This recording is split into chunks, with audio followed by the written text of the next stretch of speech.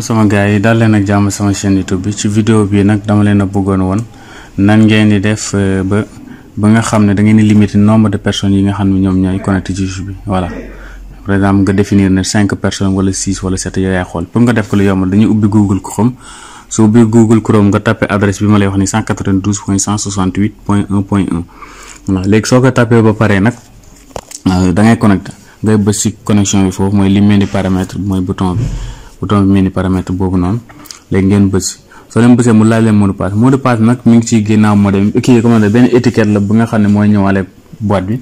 fekkee mos ngeen koo changé ngeen joxe mot de passe bi ngeen changé fekkee mosoo leen koo changé nag étiquette boobu noonu biñ leen indiqué foofu mot de passe bi mi ngi foofu ngeen dugal mot de passe bi soo leen dugalee mot de passe bi comme sama cas man noonu dama koo modifié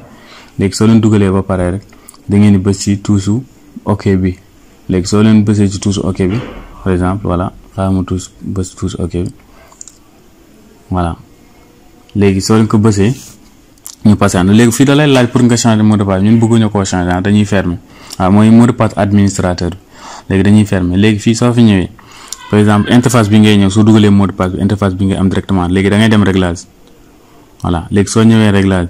nga ñëw ci wifi léegi soo bëccee ci wifi bi nga defaat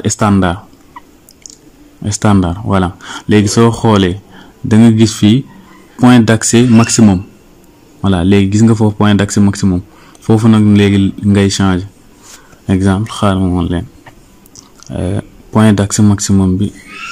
instant yi mi ngi ci 16 ci 16 la nekk 16 personnes par exemple ñoom ñoo mën a connecté léegi da ngay ñëw bés 17 gis nga plus bi da ngay def pour yokk wala moins bi pour wàññi yow yaa xool rek ñaata utilisateur nga bëgg ñoom ñu connecté voilà nii rek ngay def pour yokk instant yi 20 gis nga def naa 20 léegi jamono ji 20 personnes ñoom ñoo mën a connecté ci wifi bi soo paree rek da ngay bës appliqué soo bësee appliqué su boobaaye nit ñi suñ connecté ba mu mat 20 personnes rek ngay gis ne wifi bi kenn du ci mën a connecté